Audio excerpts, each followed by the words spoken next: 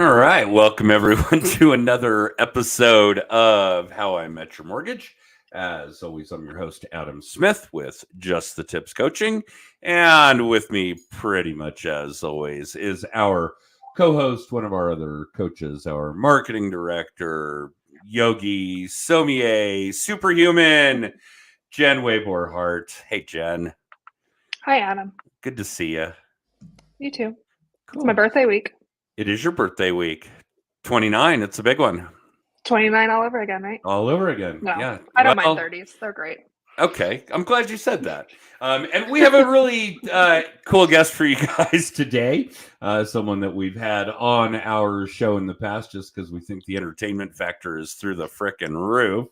But welcome back to the show, Chris Griffith. What's up, man? Oh, busy, dude. Stuff everywhere, you know. It is a chaotic time of year, no question. Yeah, and it looks like you're nestled in Texas and about ready to go on a hunt.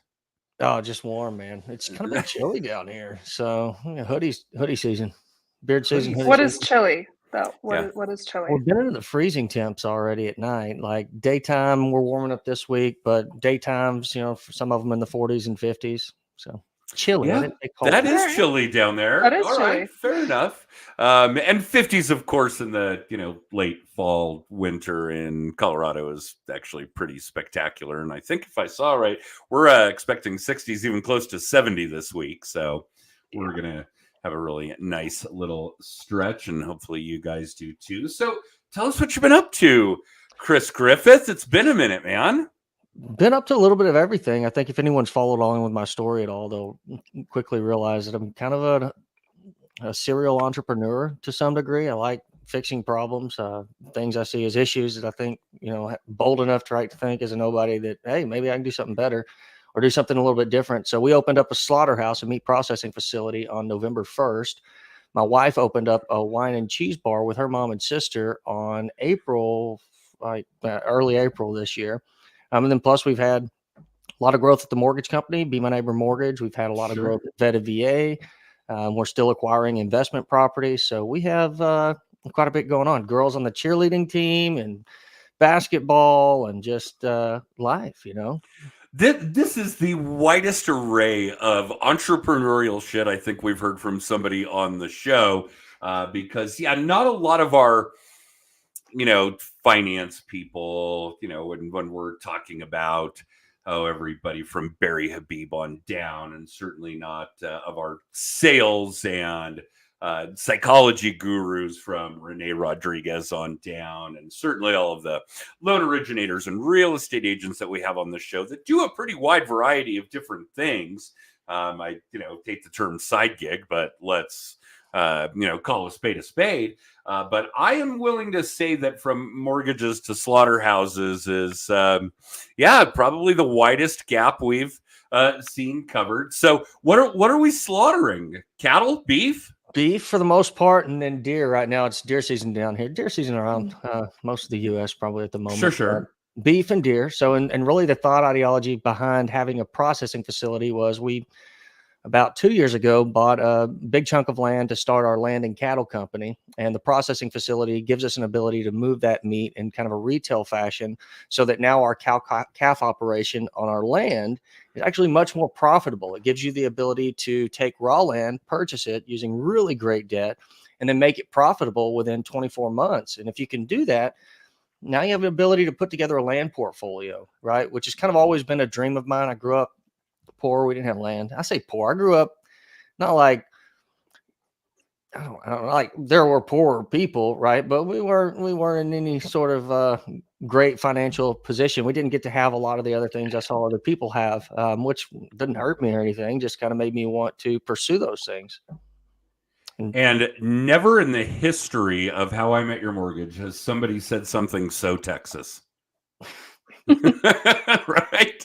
Yeah, this is pretty wild. All right, so let's simplify some of this for our audience who's probably not thinking, hey, I want to slaughter beef as a side gig.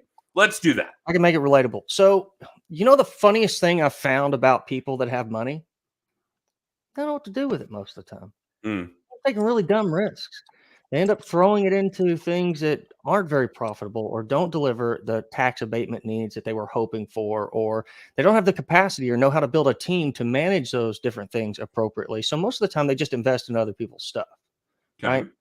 I got my start in investing, I don't know, like 12 years ago, 13 years ago or something. I led Point on an acquisition of a 232 unit apartment complex, purchased for about 6.6 million with concession. Today's probably worth about 18 to 22, somewhere kind of in that ballpark. So I've always been fascinated with rapid growth. How do you go from here to here, right? How do you rapidly get a huge delta? And like I always say this, but Heath Ledger and what's the name of that movie? Knight's Tale, A Knight's Tale. Okay. And says, I want to change my stars. How do you change your stars? And so I was always fascinated. Like, I can do this. I have the ability, even though I didn't come from a good place to start, but I have the ability to take one thing, leapfrog, and compound it with multiple other things, right? If you're in housing and housing alone, what do? Well, you go through major cycles. Anyone out there listening to that right now, that statement hits home with a little bit? The last 12 months has not been a huge up cycle for a lot of mortgage people. And what happens? Hopefully everybody, a lot of those can relate. One-trick ponies, sorry, we don't have to say it as abruptly, but masters of one, right? They go through these periods where now their income, their ability, and the time that they have to compound the values that they're creating to create legacy for family, all of those, the trajectory of them, velocity of them decline rapidly. And so I didn't want to get into a position where cycles would be able to stop me from growing, because you only have so much time, right? And so in each of the businesses that we have, it's always been about something that I'm passionate about, something that I love, that I want to be a part of, something that seems like there's a lot of opportunity in because of the way the market's built or the status quo is and how it's changing, whether it's tech, whether it's food, like, doesn't matter what it is. Most businesses are structured the same, but I didn't want to just throw money into other people's things that I didn't have any control or understanding of, right? I'd done a little bit of that and it hasn't hurt badly, but I've seen a lot of people lose in a big way. So for me, it was about starting things and controlling things that I had control of to some degree, right? And that way, if it blew up in my face, hey, it's on me. The reality is, if you're starting a small business out there, how many small businesses fail? If you don't go into starting a small business thinking, how am I going to fail at this? Back up, go back to the starting line and think about that problem, because statistics show that you have a very good and very high chance of failure. And so I didn't want my entire family, since we're self-employed, my entire family's financial wherewithal, where we're at, what we can do, what we can't do, to be based solely on one thing. Mortgages are great. Real estate's great. They produce phenomenal profits during certain periods of time. But when the cycle goes down, what happens then, right? How do you, if you're looking to have uninterrupted compound interest growth, how do you make sure that a market cycle doesn't stop you or impede your ability to rapidly grow and compound the values that you had going into it? So my goal was always to take the things that were highly profitable during their seasons and use them to begin other things that would also likely yield a very good cash flow and equity growth kind of a margin. With different cycles. Yeah. With how many of those people opposing cycles in theory? I mean, honestly, if you're an originator or a real estate agent right now, did you rat hole or invest enough money into liquid things during 2020 and 2021? Or are you kind of getting to the end of this 2023 year going, dang, I wish I would have started cutting back just a little bit sooner. I wish we'd have put more money into X, X, and X. The inflation that we all went through. One of the biggest reasons why we bought a ton of assets in 2021 was we saw the writing on the wall for a rapid curve of inflation. And the way that works out well if you're holding assets that are going to be inflated, right? But you don't want to ride a tsunami of inflation on a surfboard. You want to be in an oil tanker, right? Something that's like half a mile long. You're going to have a better ability to stay on top of that wave, right? Safer on top of that wave than you would otherwise. And so during those periods when we saw the things like inflation coming in, when we had interest rates in our favor, when acquisition was still there, if you could find the right asset, we looked at different industries, different assets, and decided and chose basically what do we think is going to develop the most over the next several years, right?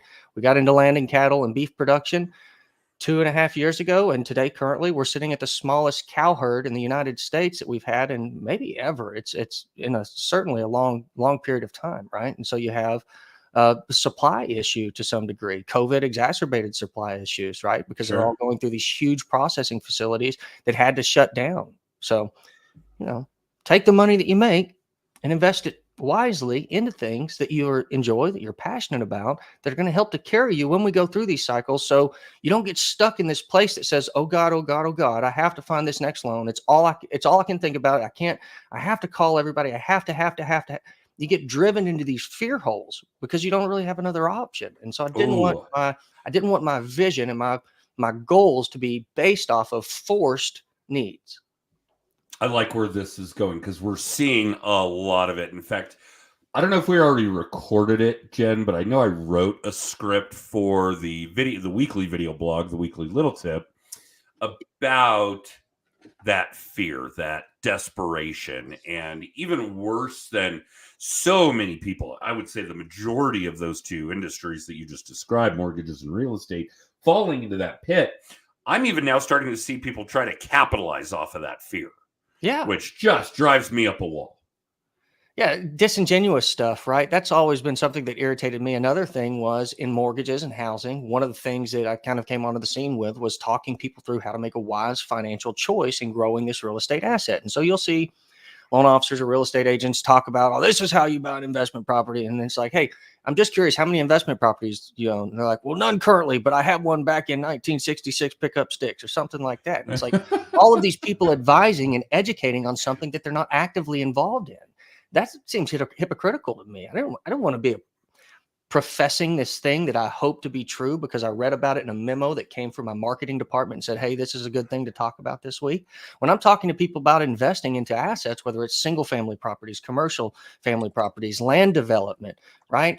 We're getting ready to build a 200 unit RV park. That one's been, banking's kind of caused a pain in that one for about the last 12 months because lending got a little bit tighter on commercial build products like that. But I didn't want to be advising from a place of speculation. I wanted to be actively involved in it. So we own some apartments. We own some land we're going to build RV parks on. I own some land and cattle. Or raw land is one of the hardest investments to pick up, acquire, maintain, and turn profit out of that you can possibly do, right? I own a bunch of single family REOs that we bought from the VA.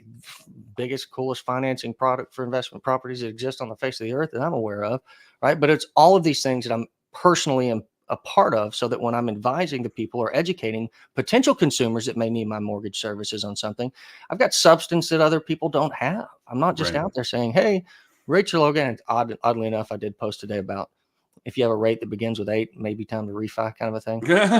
Right? But a little cheeky stuff. I'm not everyone uses the phrase, what is it?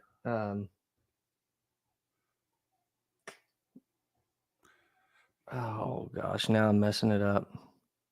Master of jack of all trades, master of none. Yeah, but oftentimes better than a master of one. That's the rest of that quote. Most people just know the front part that says jack of all trades, master of none. That's not the full quote. The second part is, but oftentimes better than a master of one. To be well-rounded in this life is incredibly important. And society has a way of taking a full quote, dropping it down to something a little more fitting to the thing that they're trying to market or claim or state. And then that's it. I mean, even super, I don't want to say like nothing against the guy, but Matt Ishbia, right? He's a big proponent of being focused on one thing. And I get it, but he just bought a basketball team after he came out of mortgages. Now, I know he knows a lot about basketball from his days up at Michigan State, I think it was. Michigan State, yeah. But at the same time, now you're talking about $2 billion company. Like, at what point does your attention being divided not become an issue? So it seems to me it has much more to do with how you train leaders and managers of the entities that you're growing and developing. But also, if you don't have a lot to start with, right, having enough of those seeds planted so that when you get into the future, if you have a couple things crash, like I could have probably 2 or 3 companies fail and I'd still have 3 or 4 successful ones going right now. Right. That's my security. I think that's a very big deal. And it's funny because we talk about some of this in certainly more hyper-focused arena when we talk about the end goal for our coaching clients. And they're all real estate agents and mortgage originators for the most part. There are a couple of other industries here and there that seek out our services, I guess I would say.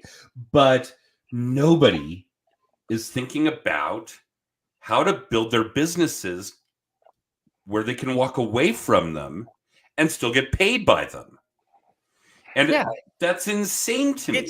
I agree. I think it sounds nuts. Do I want to originate mortgages for the rest of my life? How about slinging for sale signs into yards? No, it's the same reason I'd rather go to an all-you-can-eat buffet than just a one burger place. Right? I want to try a lot of different things. Life is short for all of us. We have a finite amount of time where we get to experience things, evolve, learn new things, and you never know what those new things and those completely separate things, a processing facility that are going to impact me and cause me to make changes in a mortgage company, right? Because it's all business, it's all to some degree relatable. But your life isn't just about the thing that you do. You're more than the job that you do every day. And it seems like too many people get hung up in this concept where I'm a loan officer and that's who I am. That's not who you are. That's what you do.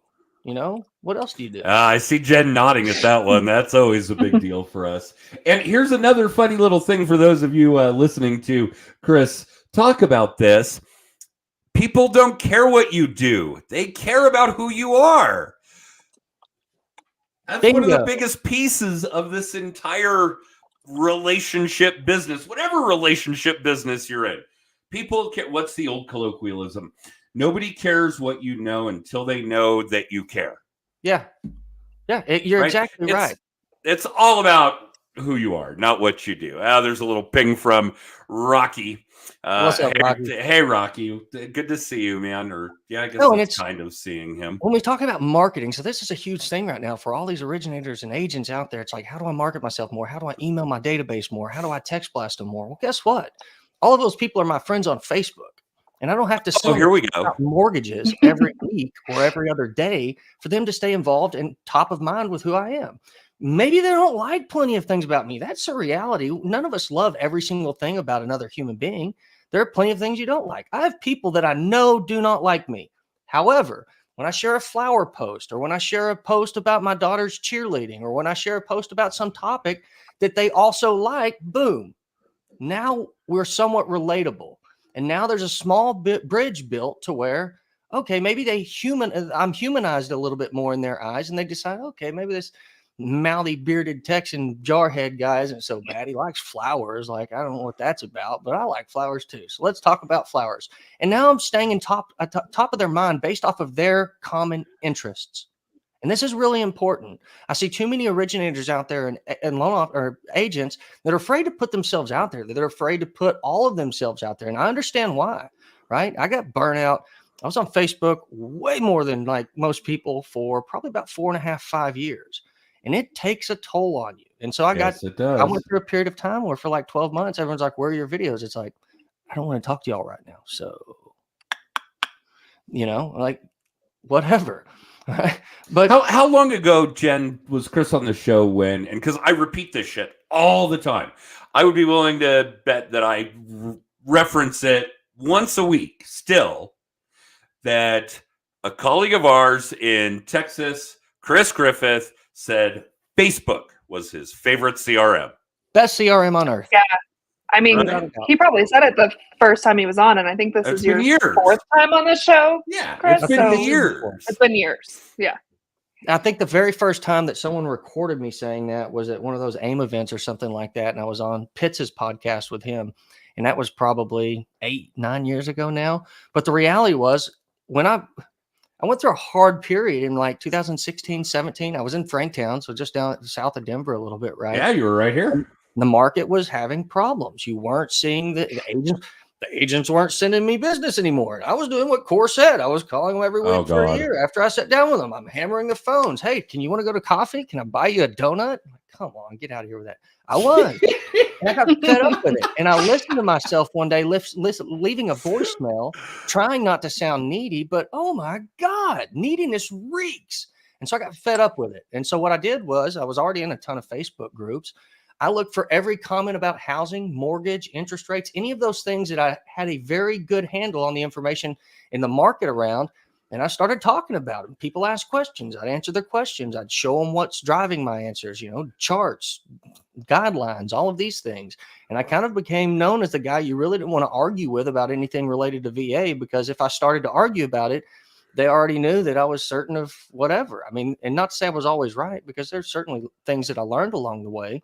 But having that forced need to go to a social media place to help drive my business, not as hey, I'm only going to answer your questions if you go out and complete a lead sheet or a application on my website. I was having conversations with people.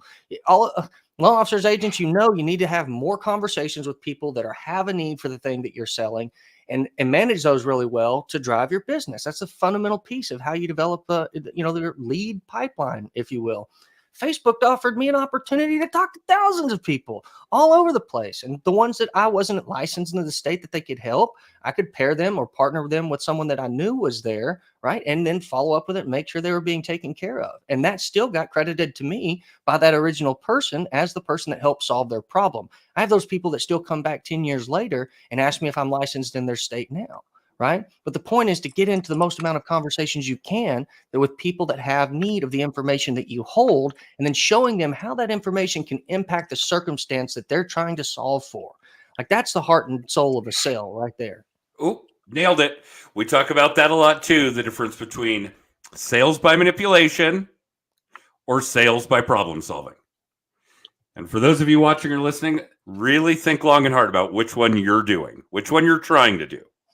Especially right now, because, those of you that are trying to sell off the fear that all of these people are having, that they're all going to have over the next quarter, unacceptable. That is sales by manipulation. Let's sell by problem solving. Much better resolutions. Always. People will come back to you. They learn that you are the person that will give them an audience, share whatever you have of value to them for free, because it's a good thing to do. And who wouldn't want to do business with a person that they see as just someone willing to help because they can, not because they're getting something from it, but because they can, and investing their time, even though they logically know this other person has a need to work. This is the thing that they do that drives their financial gain for their household. When they see that, they appreciate it. And you create a trust bond. And here's the more important part. It's not just the person that you're talking to that you're trying to influence to the point that they realize that's what you're there to do. It's all the people that are reading along later. My posts come up and get tagged and get recommented on from years ago all of the time. And every time that happens, anyone that reads through that thread, who of us doesn't read through a whole thread when there's a topic that we're intrigued in, right? Yep. And they see me willing to help, answering questions, arguing sometimes when people are being really pushing things in the wrong way and driving incorrect information. Like, whatever. I like to argue a little bit. Get over it. But, yeah, I know. Right? I've gotten a little bit better about it, I think, but probably not a lot better. Not a lot. But we like it.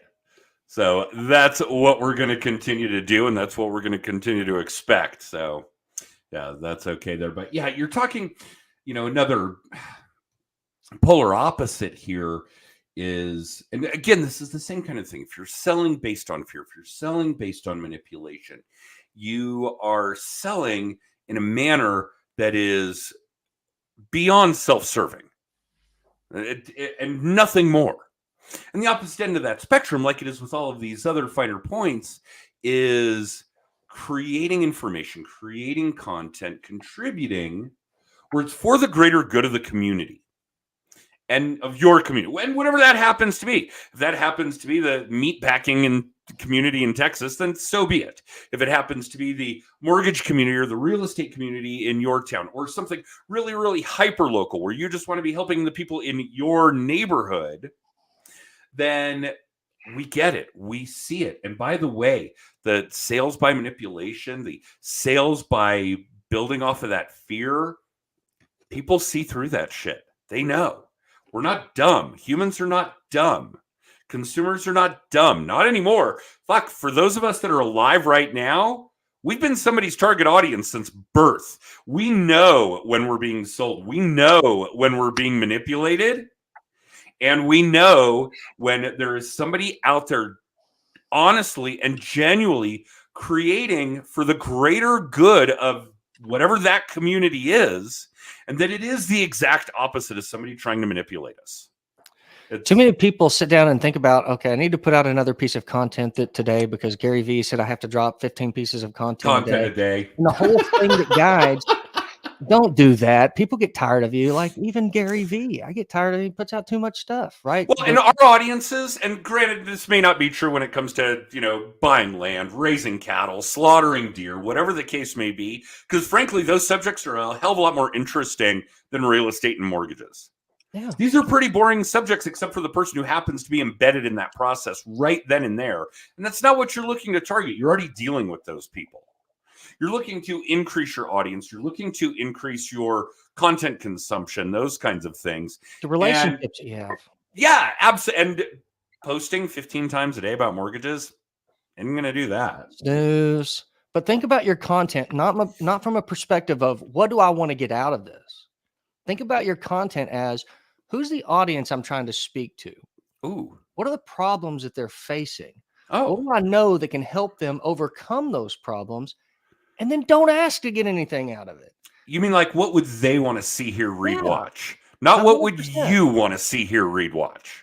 100%. And it's easier when you're new in the industry because you have a lot of ignorant things that you're still trying to figure out as well. So it's like, oh, well, I just learned this thing and I wish I would have known that. Maybe this is a good idea for content. Hey, if you're dumb like me and you didn't know that the VA child care letter was going to be used against you, just so you understand how this works, listen to the next 20 seconds and I'm going to tell you, right? Like, think about the things that you want to learn about as a consumer in that industry, as somebody impacted in that industry, and make your content surrounding that and how that information solves a problem. That's the same thing I'm doing with beef right now. There's another piece to that. There's Denver another piece to that. Do you know where Denver steak comes from, Adam? Not a clue.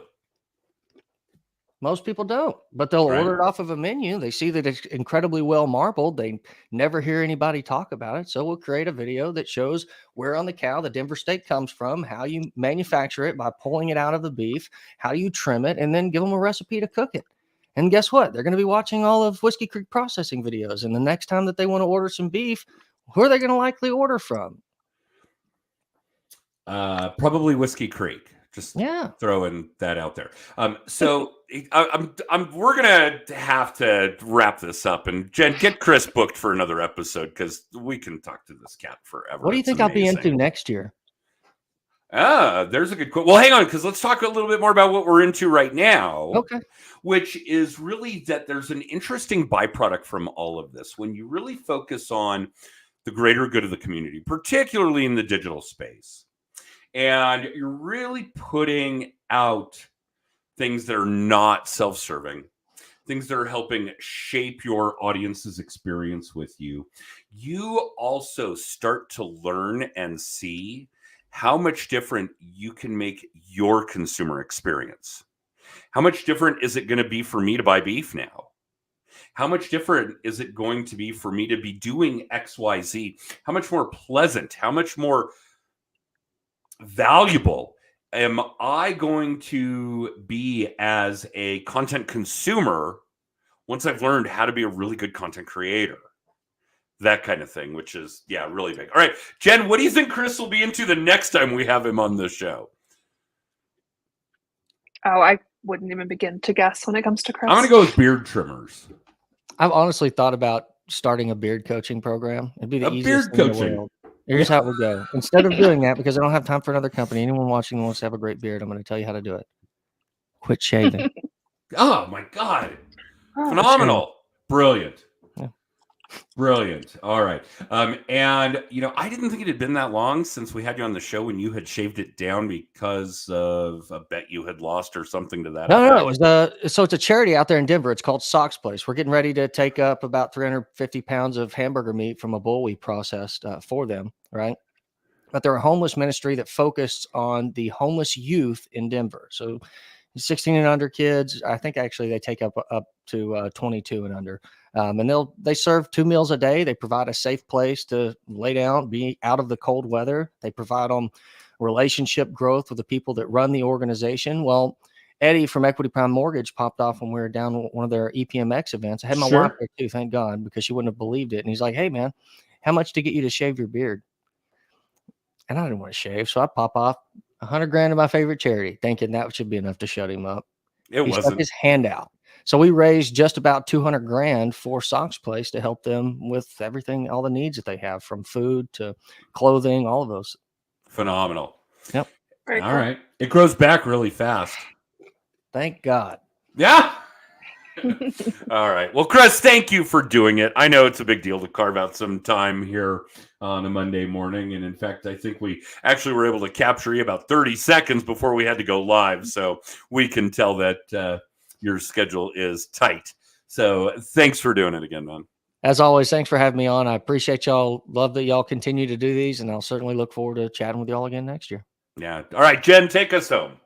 What are we up to these days? We're still in our lull, but before we start kicking off Social Media Day Denver, I actually have a meeting later this week to start kicking that off for June of 24, which I think will be here before we know it. But if you want to find out about all the things we're doing, you can text TIPS to 63566. It will get you to our podcast on Apple, Amazon, and Spotify. It will get you past episodes of the show in video format. You can get our weekly little tip, book free 3 hours of coaching, and get copies of Adam's books. All the things. So text all the things 63566 to get all the things. Cool. Thanks, Jen. Thanks again, Chris. Yeah. And for those of you listening live or in syndication, watching or listening live or in syndication, you can catch us live on Mondays at 10:30 Mountain Time. Probably 40 or 50 times a year. Where are we at here? We are just a few weeks to go in the year, and we've done 41 episodes now this year. So that's probably a pretty solid number. And for the rest of you, you can catch us on Apple, Spotify, and Amazon Podcasts a couple of days after our live broadcast. So tune in next week. And from all of us at Just the Tips Coaching, thanks for tuning in, and we'll see you then.